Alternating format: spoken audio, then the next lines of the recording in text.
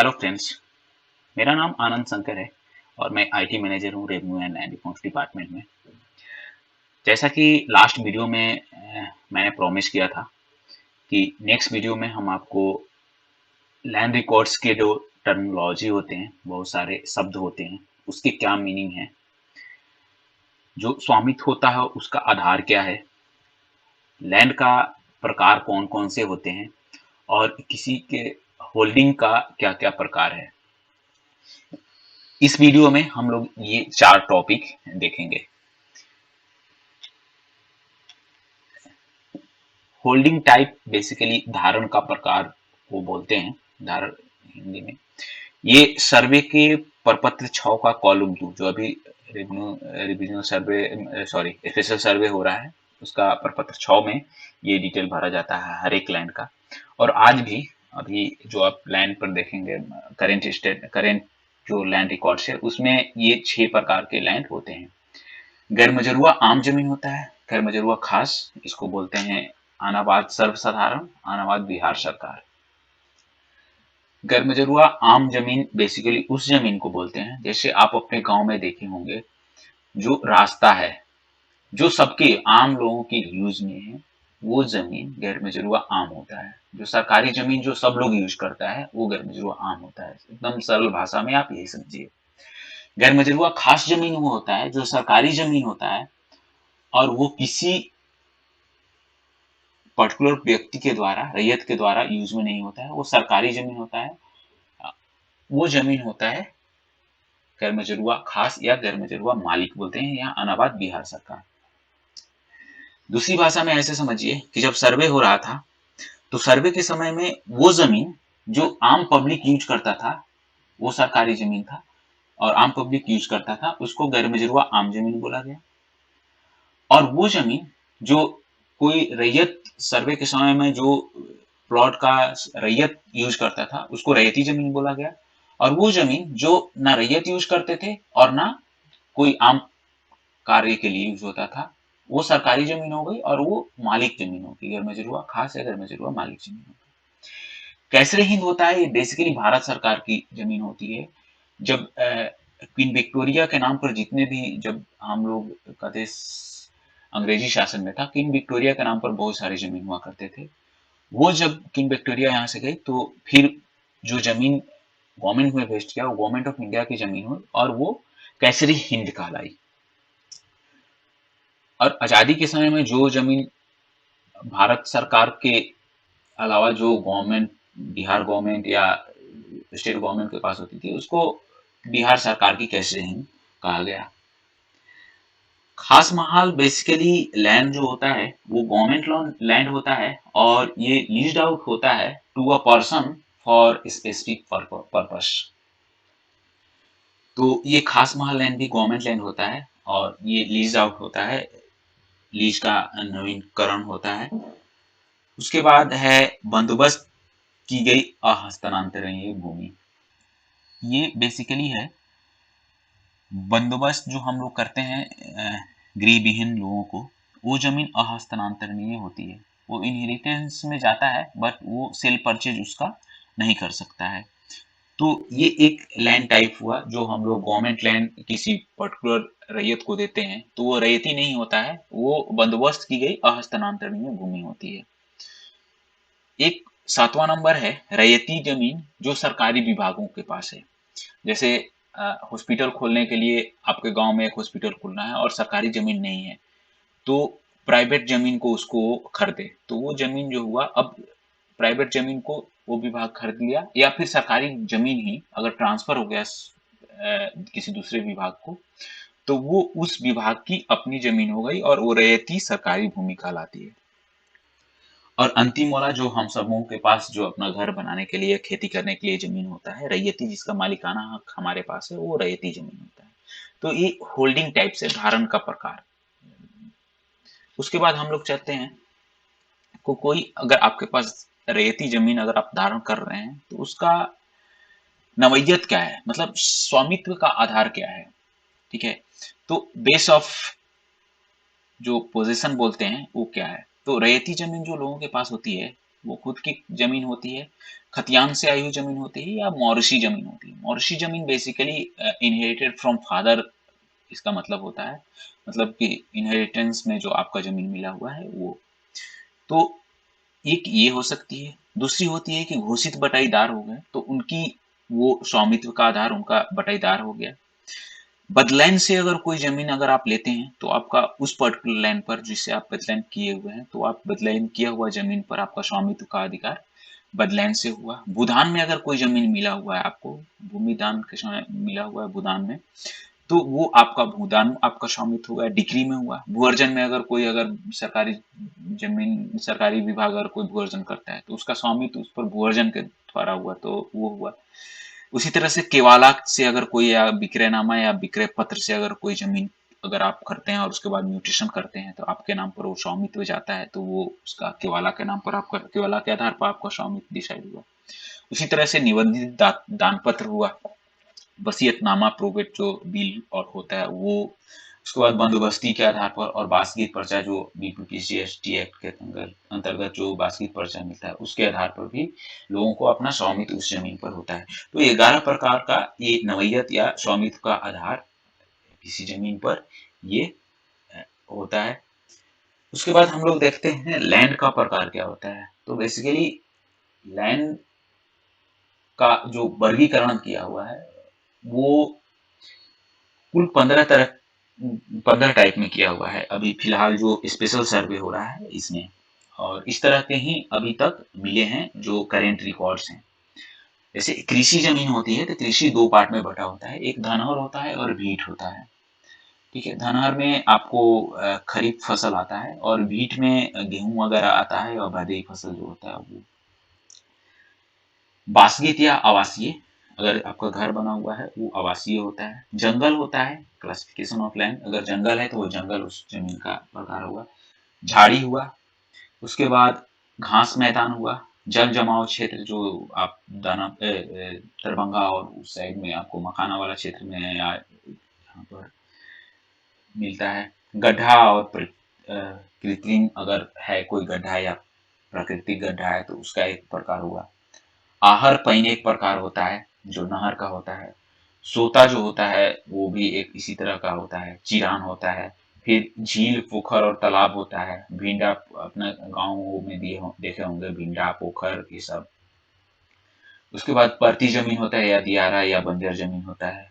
व्यवसायिक या वाणिज्यिक जमीन होता है, लैंड टाइप में ये भी आता है लैंड।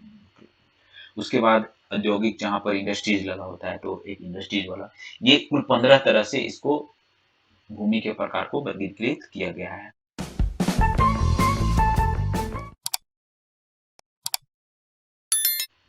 अब हम लोग चलते हैं भूमि सर्वेक्षण से संबंधित महत्वपूर्ण तकनीकी शब्दावली एवं सामान्य अर्थ। ये सारे आपको, जब आप डेली यूज में जाइएगा, तो ये सारे वर्ड आपको, ब्लूप्रिंट नक्शा का मतलब ये होता है, आज के समय में अब सारे मैप डिजिटाइज हो गए हैं, और प्रिंटर आता है, प्लॉटर प्रिंटर आता है, उसमें चार्ट पेपर लगाया और प्रिंट हो जाता है। लेकिन पहले के समय में ऐसा नहीं था। अगर किसी को नक्शा लेना होता था, तो वो नक्शा के पहले अप्लाई करता था, उसकी ब्लूप्रिंट कॉपी में डुप्लीकेट कॉपी को बनाने का एक बहुत लंबा प्रोसेस होता था, और अमीन उसको बनाते थे। उसी को हम लोग ब्लूप्रिंट नक्शा बोलते थे। जो प्रतिलिपि होती थी सीएस या रीजनल सर्वे का, जो ओरिजिनल मैप का जो कॉपी, फोटो कॉपी बनता था, उसको ब्लूप्रिंट नक्शा बोला जाता था। हूबहू वो नक्शा होता था। सीएस मैप आप समझ रहे हैं, जब कोई भी सर्वे कंप्लीट होता है, तो उसका 2 आउटपुट होता है, एक मैप और दूसरा खतियान। तो सीएस मैप वही होता है, जब सर्वे कैडेस्ट्रल खत्म हुआ तो सीएस मैप उसका आउटपुट था। रिविजनल सर्वे का उसी तरह से आरएस मैप आउटपुट था। खतियान हर एक सर्वे का जो नक्शा होता है, नक्शा का जो डिटेल पार्ट होता है, वो खतियान होता है। खाता संख्या आप समझ सकते हैं, अगर एक आदमी के पास एक गांव में 10 प्लॉट है, तो 10 प्लॉट को एक, उस आदमी को एक खाता नंबर निर्धारित कर दिया जाता है, और वो 10 प्लॉट जो होता है समेकित रूप से उस खाते में इंद्राज कर, मतलब एंट्री कर दी जाती है। ये खाता नंबर होता है। उसके बाद खेसरा जो होता है वो प्लॉट को बोलते हैं। प्लॉट आप समझ रहे हैं, जो खेत होता है उसको खेसरा बोलते हैं। टेरीज जो होता है, जब सर्वे होता है, तो सर्वे के पूर्व का जो एक संक्षिप्त रूप में जो खतियान होता है उसको बोलते हैं तेरीज। नवैयत आपको अभी ऊपर बताए, जमीन का जो हक होता है उसका प्रकार क्या है वो। किश्तवाड़ हम आपको लास्ट वीडियो में बताए थे, उसमें बताने की जरूरत नहीं है। किश्तवाड़ बेसिकली एक प्रोसेस होता है जिसमें सर्वे का एक प्रोसेस है जिसमें कि मैप का जो प्लॉट बनता है, मैप में उसको वेरिफिकेशन होता है और उसमें हर एक प्लॉट की नंबरिंग की जाती है। उसके बाद खानापुरी भी उसी तरह से होता है। खानापुरी एक प्रोसेस होता है जो हर एक प्लॉट का डिटेल्ड ऑनर डिटेल और उसका चौहद्दी क्या है ये सारा इसमें खानापुरी में भरा जाता है। उसके बाद सरहद तो आप समझ रहे हैं, बाउंड्री ऑफ अ विलेज और बाउंड्री ऑफ अ अंचल। उसके बाद बट्टा नंबर क्या होता है, तो जब किश्तवाड़ की प्रोसेस होती है तो ऊपर नॉर्थ वेस्ट से जब स्टार्ट करते हैं और साउथ ईस्ट तक नंबरिंग करते आते हैं, अगर बीच में कोई प्लॉट का नंबर करना छूट गया तो उसको बाद में नंबर उसको डाला जाता था और उसको बटा नंबर बोला जाता था। उसी तरह से एकल खाता क्या बोलते हैं, अगर कोई खतियान जब कंप्लीट होता है तो अगर कोई पर्टिकुलर खाता किसी एक आदमी के नाम पर आता है तो उसको एकल खाता बोलते हैं। अगर मान लीजिए मेरे नाम पर कोई जमीन है, खतियान मतलब सर्वे के समय पर एक खाता मेरे नाम पर अलॉट हुआ तो वो एकल खाता हुआ। अगर मेरा और मेरा भाई का नाम दोनों कोई का एक साथ मिलकर हुआ तो वो संयुक्त खाता हुआ। ठीक है। जरीब आप समझ, लास्ट वीडियो में हम बताए थे, जरीब बेसिकली एक मापी का एक टूल होता है जिसमें 100 कड़ी बराबर एक जरीब होता है। और उसके बाद अधिकार अभिलेख, आप जो आर बोलते हैं खतियान, उसको अधिकार अभिलेख भी बोला जाता है। सैरात बेसिकली वो जमीन होता था जो जमींदारों की वो जमीन जिससे वो पैसा मतलब संग्रह कर सकते थे, या पैसा उनके पास राजस्व संग्रह हेतु एक साधन था। जैसे आम का बगीचा था, या फिर मखाना का तालाब था, या फिर मछली वाला तालाब था, जलकर था, फलकर था, मेला जहाँ लगता था, वो सारा ये सैरात में आते थे। बकास जमीन और जीरात, जीरात और बकास आप दोनों एक साथ समझ सकते हैं। वैसी जमीन जो जमींदारों की खुद की थी, उनके नाम पर दर्ज थी। कब? बिहार बंगाल सर्वे के पूर्व। अगर वो उनके पास खुद के नाम पर जमीन थी और उसकी जोत उनके पास थी, जमींदार के खुद के नाम की जमीन और वो खुद जोत करते थे, तो उसको जीरात बोला जाता था। वैसा जमीन जो किसी और आदमी के नाम पर नहीं था और वो उसका मतलब जो जीरात में नहीं हुआ, वो बकास्त कहलाता था। अब ये कंफ्यूजन आपको हो गया हो कि जीरात और बकास में क्या अंतर है। जैसे जब जमींदारी भी थी तो रैयतों के पास अपना अपना जमीन होता था। उसके अलावा जमींदारों के पास भी बहुत बड़ा लैंड का एक चंक उनके पास खुद होता था, जिसमें वो खुद खेती करते थे या किसी और से खेती कराते थे। ठीक है। तो जीरात उसको बोलते थे जिसमें वो खुद खेती करते थे और उनका नाम उसमें उनके नाम पर, वो मालिक की जोत की जमीन जो बोलते हैं उसके नाम पर थी, वो जीरात हुआ। और बकास्त वो हुआ जो उनके नाम पर नहीं थी और उसमें वो खेती कराते थे। दूसरे शब्दों में ये समझिए कि मान लीजिए कि एक जमींदार मेरे को 1 एकड़ जमीन दिए हुए था और हम उसको 10 साल 12 साल से रेंट नहीं दिए, तो वो क्या करता था, मेरे को बेदखल कर और उस जमीन को अपने मतलब खुद के जमींदार में अपने यहाँ अपने हिस्से में ले लेता था। लेकिन उसमें उसका नाम दर्ज नहीं होता था, वो उस पर उसका दूसरे लोगों से खेती कराता था। तो वो जमीन जो हुआ वो बकास्त हुआ। जीरात उसके खुद के नाम पर जो जमीन थी वो जीरात हुई। खेत आप समझते हैं, जमीन का टुकड़ा जो भूमि होता है जिसमें प्लॉट होता है वो खेत होता है। छींट एराजी बहुत ही मतलब रेयरली मिलता था। छींट एराजी क्या होता था कि एक गांव के अंदर किसी दूसरे गांव का अगर टुकड़ा रहता था तो वो छींट एराजी कहते हैं। एक नई परती उस जमीन को बोलते हैं जो 3 से कम समय के लिए जो परती रही है उसको नई परती बोलते हैं। पुरानी परती उसको बोलते हैं तो 3 साल से अधिक समय से जो परती है उसको पुरानी परती बोलते हैं। धनहर फसल आपको पता है, जो बताए थे, जो मतलब जिसमें धनहर धान की खेती होती है। धनहर 1, धनहर 2, धनहर 3 में इसका वर्गीकरण किया जाता है। भीट फसल वही होता है जिसमें भीट 1 भीट 2 होता है, रबी और भदई फसल इसमें आते हैं। जिसमें वो जमीन जो जिसमें भीट मतलब रबी वगैरह होता है, उसको भीट फसला जमीन बोलते थे। उसके बाद जमींदारी व्यवस्था आपको पता है 1947 मतलब आज़ादी से पहले, लैंड रिफॉर्म्स एक्ट से पहले जमींदारी प्रथा होती थी। जमींदार को लैंड जमींदार ब्रिटिश गवर्नमेंट के बदले में रैयतों से लगान कलेक्ट करती थी, जमींदारी प्रथा थी। हम फर्स्ट वीडियो में आपको बताए थे।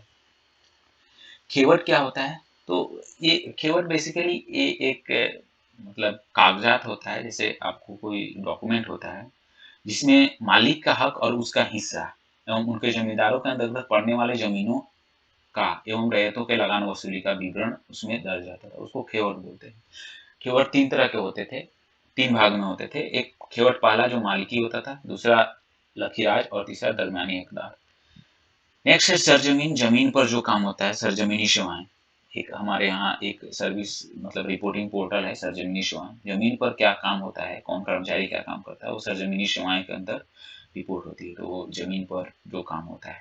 स्याह करना मतलब लिखना, तकसीम मतलब बांटना, और ये सारे उर्दू पुराने वर्ड हैं, उसका हिंदी इधर दिया हुआ है। दस्तूर मतलब यही नियम ही है। साबित मतलब पहले का, रिवाज मतलब नियम होता है, पूर्व से चला हुआ है मतलब आता है।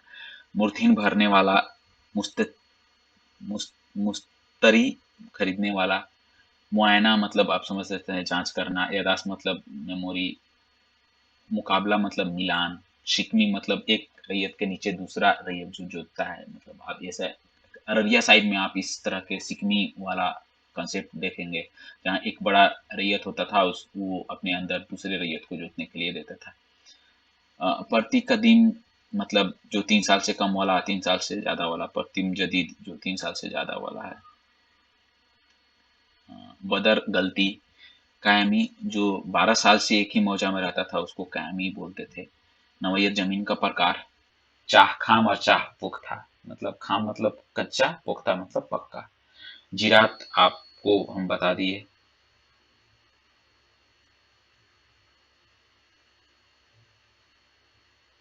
जैसे जैसे हम आपको बताए हैं, जिरात उसको बोलते थे जो उनके पास खुद की जमीन थी मालिकाना हक में, और उस पर वो खुद खेती करते थे या आदमी रख के कराते थे, उसको जिरात कहलाता था।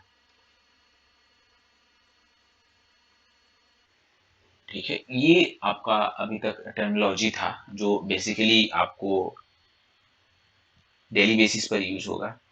नेक्स्ट वीडियो में हम आपको बताएंगे कि रोल और ड्यूटीज ऑफ रेवेन्यू कर्मचारी क्या है, राजस्व एडमिनिस्ट्रेशन में उनको क्या करना होता है। ठीक है, जिस तरह से रेवेन्यू कर्मचारी का सिलेबस बना हुआ है, उस तरह से ये वीडियो मैं बना रहा हूँ। आप लोगों को होप ये सब वीडियो से फायदा होगा। आप लोगों को वीडियो देखने के लिए धन्यवाद।